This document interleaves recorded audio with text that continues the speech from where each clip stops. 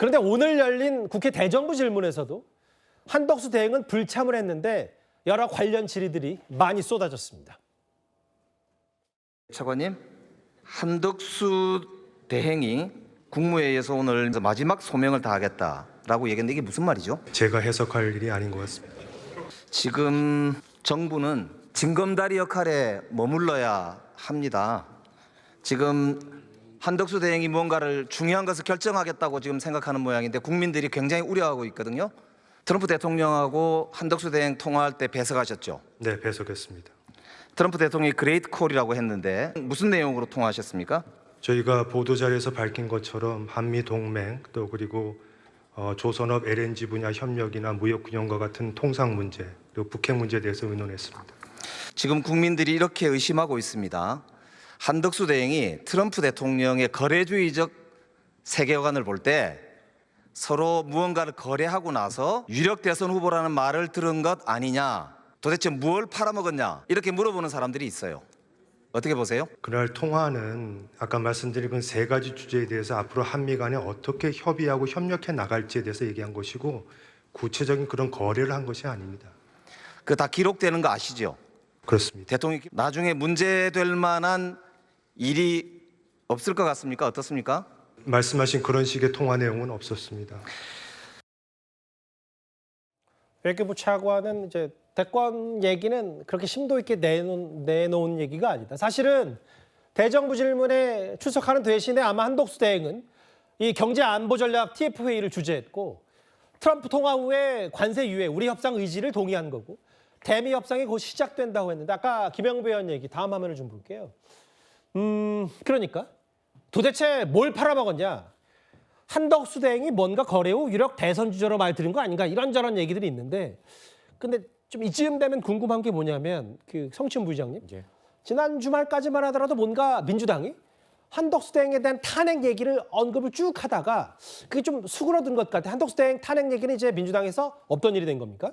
일단 탄핵을 얘기를 주도했던 거는 초선 의원들이었고요. 지도부에서는 처음부터 선을 좀 그었었습니다. 탄핵 소추에 대해서는 실제로 이행하지 않는다라는 입장을 계속해서 견지해 왔기 때문에. 예. 근데 저희는 그런 말씀 드리고 싶습니다. 저희가 한덕수 권한대행에 대한 탄핵 소추안을 초선 의원들 중심으로 주장이 되었을 때 국민의힘에서 이야기했던 게 뭐였죠? 지금 트럼프발 관세 전쟁이 일어나고 있고 외교적 문제도 산재해 있는 상황 속에서 지금 한덕수 권한대행을 탄핵 소추한다는 게 말이 되냐? 한덕수 권한대행은 60일 동안 그 역할을 맡겨야 되지 않겠냐라고 주장을 하지 않았습니까? 근데 지금 방금 앞서 다뤘던 것처럼 갑자기 또 국민의힘 의원 일부는 그런 한덕수 권한대행을 차출해야 된다. 경선에 나와야 된다. 무소속으로도 뭐 나중에 단일화해야 된다. 이런 얘기들 하고 있습니다.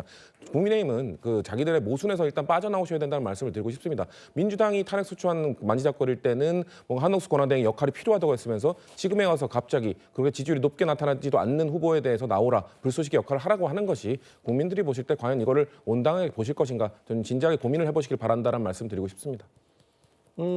거래 오갔냐? 그 유력 대선 주자 언급에 대해서 바로 그 도대체 뭘 팔아먹었냐? 구체적 거래 아니다라고 했는데 지금 야당에서는 탄핵안 초선 의원들이 중심이 됐던 한덕수 대행 탄핵 고심하는 이유가 아마 탄핵했을 경우에 또 한덕수 대행 띄워주는 거 아니냐는 그 걱정과 우려도 분명히 민주당 내부에서 있을 거예요. 그런데 이미 국민의힘의 경선을 준비하고 있는 대권 주자들은 한덕수 대행 차출론에 대해서 꽤 직설적으로 비판을 했습니다.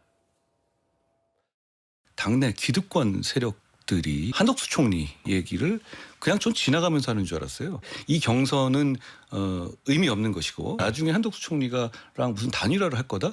이런 식의 얘기를 그냥 한 번 지나가는 게 아니라 정말 진지하고 강력하게 목숨 걸고 하고 있어요. 저는 그거는 해당형이라고 봐요. 이건 승리를 원하는 게 아니라 기득권의 연명을 원하는 거예요.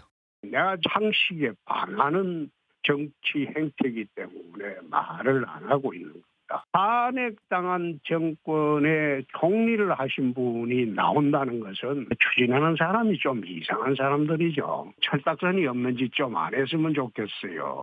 지금 굉장히 이 통상 위기 아닙니까? 한덕수 대행께서 이 부분 해결하는 데 좀 집중해야 되는데 우리가 너무 흔들고 있지 않나. 승리가 아니라 기득권 연명을 원하는 한덕수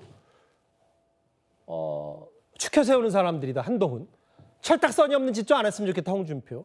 할 일이 많은데 너무 흔든다라고 했는데 잠시만요. 조금 전에 이제 국민의힘의 법률위원장의 주진 의원도 아예 뭐 한덕수 흔들기 중단해야 된다. 혹은 한덕수 스타일 잘 아는데 본인도 용산 대통령실의 법률비서관을 지냈기 때문에 주진 의원 얘기는 뭐 최근에 여러 가지 워낙 사심이 없는 분이고 경선에는 참여 안 할 것 같다. 대행으로서 역할을 할 것 같다고 하는데 본인도 염두를 하지 않고 있을 것 같다. 강성필 부위원장님. 네. 아예 한동훈 전 대표는 기득권들의 연명 혹은 해당 행위다. 뭐 이런 표현까지 썼어요?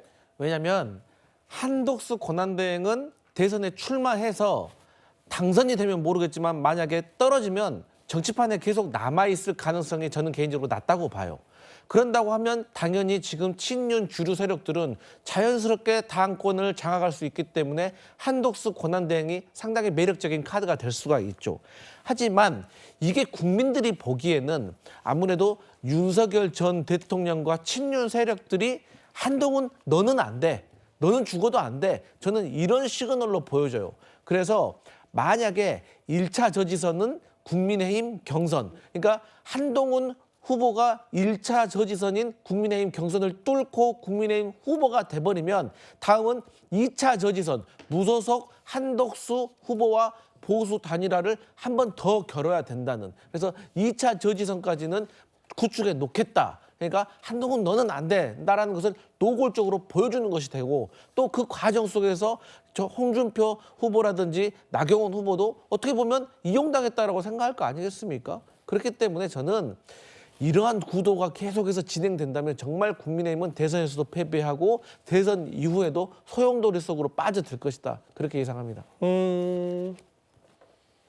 해당 행위라고 했어요. 한동훈 전 대표는 기득권 뭐 연명하고 있다. 기득권이 연명하기 위해서 한덕수 대행을 안 치려고 하고 있다. 혹은 아까 주진 의원 얘기는 경선에는 참여 안 할 것 같다는 얘기를 하는데 지금 그 경선은 내일까지 후보 등록을 해야 되는데 그러게요. 이제 근데 사실은 이 부분은 변수가 되지 않아요. 일단은 내일까지 갑작스럽게 대행이 그만두고 국민의힘 경선 참여할 가능성은 극히 낮아졌기 때문에 그럼 결국은 무소속 출마냐 뭐 이런 부분일 텐데. 그런데요, 실제로 주말 새 이런 일이 있었죠. 오세훈 시장의 갑작스러운 대선 불출마. 이게 한덕수 이른바 차출론이 나오기 전에 오세훈 시장이 국회로 가기만 하더라도 꽤 많은 의원들이 몰렸었기 때문에 오 시장 불출마에 한덕수 대행 차출론이 영향을 받지 않았냐 이런 해석들도 많았습니다.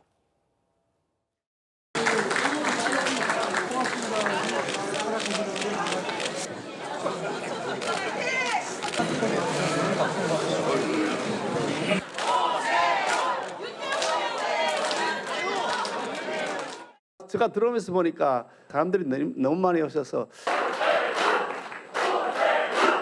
저는 이번 대선에 출마하지 않겠습니다.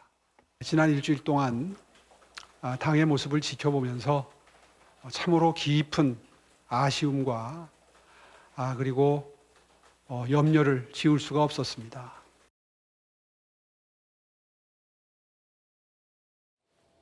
토요일 오전에 대선에 나가지 않겠다는 오 시장. 그 화면이 저희가 잘 설명해 주는데요, 이현정 의원님. 네. 뭐 일부 언론 보도를 종합하면 이러면 당내 주자가 뭐가 되느냐. 명확한 입장을 밝혀달라.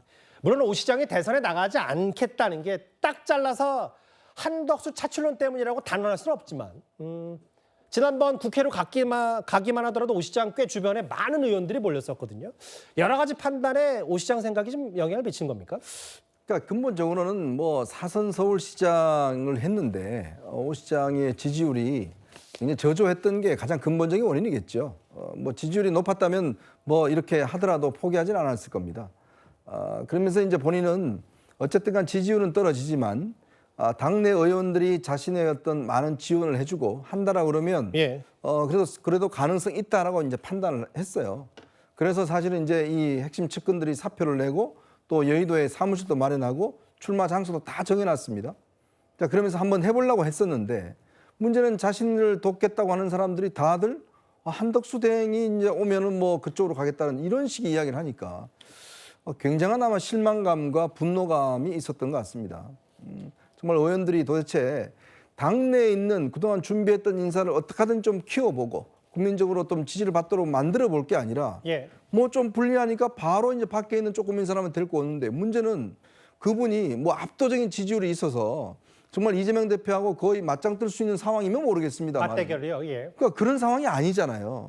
그런데도 불구하고 가져오겠다는 이야기는 결국은 당내에 있는 이 주류들이 자신들의 기득권을 지키기 위해서 이용해 먹는 게 아니냐. 이제 이런 이제 아마 오 시장의 어떤 분노감이 꽤 있었던 것 같아요. 예. 그래서 아마 여러 가지 상황들을 판단해서 오 시장이 아마 이제 불출마를 선언한 것 같은데 그건 결국 현재 국민의힘이 가지고 있는 굉장히 중요한 근본적 문제점들 스스로 뭔가 만들려는 게 아니라 남이 만들어 놓은 것에 그냥 숟가락 얹는 형태 이것 자체는 앞으로 대선을 가더라도 어렵다. 이 판단을 내린 게 아닌가 싶습니다. 윤기찬 부위원장님, 사실 주말 사이에 그러니까 오세훈, 유승민 뭐 비교적 국민의힘에서 중도를 표방했던 두 사람이 일단 국민의힘 경선 뭐 불출마든 경선 불참이든 했는데 오늘 보니까 그 유승민 전 의원은 아예 그 경선을 안 나가지만 뭐 제3의 길 혹은 뭐 탈당 이후에 여러 대선 출마까지 검토하고 있고요.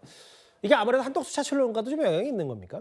그렇죠. 이제 표면상으로 내세운 말씀은 경선 룰 관련해서 문제 제기를 하셨어요. 예. 경선 룰 관련해서 여론조사 시에 그 역선택 방지 조항을 넣는다. 근데 저 부분은 사실은 이제 유승민 의원님도 아시다시피 2022년부터 당내 각종 경선에서 여론조사를 할 때는 사실 그 역선택 방지 조항을 넣게끔 돼 있습니다. 예. 그러니까 그걸 변경하지 않는 것이 새롭게 그걸 도입한 것이 아니라서 그 부분은 저는 이제 표면적 이유로 내세운 거라고 보고 다만 유승민 의원이나 오세훈 서울시장 같은 경우에는 좀 아쉬움이 있어요. 왜냐하면 당내 일부 의원들께서 저렇게 한덕수 총리에 대해서 공개적으로 촉구하는 부분은 되게 경솔한 부분이죠. 그러니까 당내 경선을 먼저 치르고 성심성의껏 최선을 다해서 치르고 나서 나머지 추가 플러스 알파가 있는 경우는 뭐 당에 도움이 되는 것인데 예. 저렇게 되면 사실 이제 중도층에 호소력이 있다고 평가받는 분들이 이제 안 나오신다는 거잖아요. 특히나 유승민 전 의원의 경우에는 무소속으로 나오든지 아니면 제3의 정치 세력과 같이 움직이겠다는 취지의 전원이 들리는데 저 부분은 이제 플러스 알파가 되면 좋겠지만 어쨌든 만약에 단일화가 안 되게 되면 그럼 또 심각한 문제가 발생하는 것이거든요. 그래서 지도부나 아니면 유승민 의원 등 저 부분들은 각기 대의를 위해서 어느 정도 나중에 정리가 되겠지만 어쨌든 정당 입장에서 보면 맥 빠진 경선을 치르게 됐다라는 생각이 들어서 예. 좀 의원들의 경솔한 저 행동에 대해서는 좀 저도 아쉬움이 많이 남습니다. 한덕수 대행을 둘러싼 얘기 저희 뉴스탑10이 꼽은 1위였고요. 그 다른 대권주자들의 한마디씩 하나하나 만나봤습니다.